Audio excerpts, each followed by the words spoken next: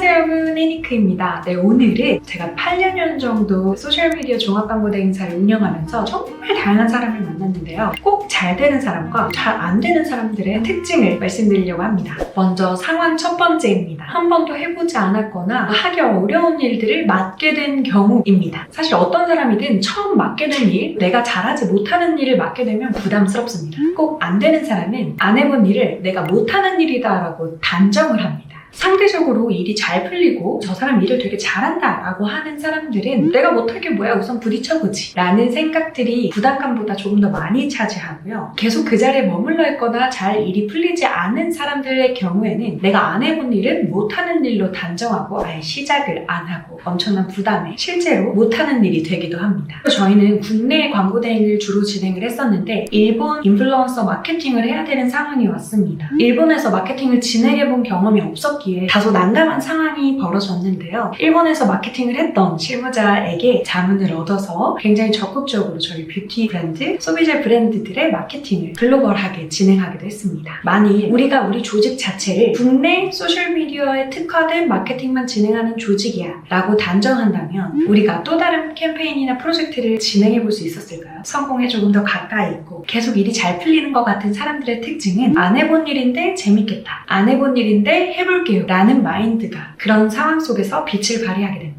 두 번째 상황은 어떠한 문제를 두고 대화를 할 때입니다. 과연 일이 잘 되는 사람들은 이 대화에 어떤 주체에 있을까요? 잘 되는 사람들의 특징은 문제 해결을 하기 위해 같이 고민하고 상대가 원하는 답변을 적극적으로 해주는 위치에 있습니다. 그리고 잘 안 되는 사람들의 특징은 자기의 걱정이나 고민을 끊임없이 풀어놓고 늘어놓는 사람들의 유형이 굉장히 많습니다. 전자처럼 질문을 잘하거나 아주 진심 어리게 전하는 사람들은 무엇이 남을까요? 사람도 남고 그 시간도 남고 상대방의 정보도 남습니다. 후자처럼 내 얘기를 많이 하거나 내 걱정을 늘어놓는다고 그 걱정과 고민이 해결될까요? 제가 만나본 CEO나 사업가들은 이 전자의 성향에 매우 가까웠습니다. 동일한 대화하는 상황 속에서 내가 어떤 주체에 놓여있고 어떤 언어들을 많이 사용하고 상대에게 어떤 말들을 전하느냐에 따라서 잘 되는 사람과 안 되는 사람들의 차이점이 있습니다.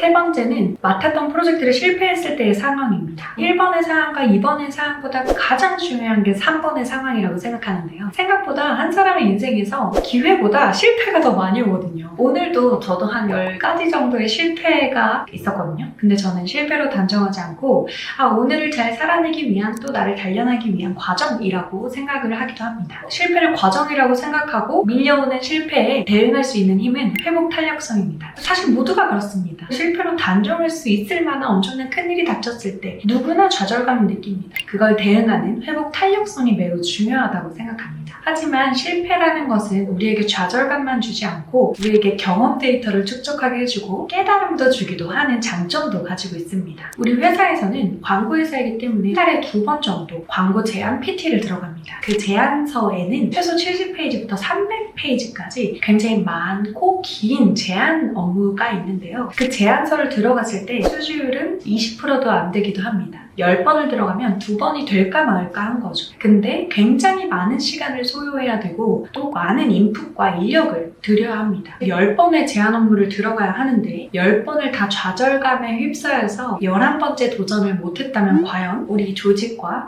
우리 40여 명의 팀원들이 있었을까요? 최선을 다했다면 그것을 과정으로 여기고 개선할 방법이나 전략을 조금 더 포커스를 맞춰서 고민을 해보는 게 지금 우리에게 더 필요한 자세라고 확신을 합니다. 오늘 했던 이야기는 저의 책인 감정은 사라져도 결과는 남는다에 기재되어 있습니다. 성공하는 사람들의 유형과 잘 안 되는 사람들의 유형을 나눠서 설명드렸는데요. 사람들은 다양한 역량들이 존재합니다. 근데 제가 가진 가장 큰 역량은 표현이라는 역량이었던 것 같아요. 연세대학교 임춘선 교수님이 쓰신 역량이라는 책이 있는데 그 역량에는 세대, 타겟 상관없이 직업, 직무 상관없이 인간에게는 9가지의 역량이 있다고 합니다. 다양한 9가지의 역량 중에 전 가운데 어떤 역량이 있는지 아세요? 바로 표현의 역량입니다.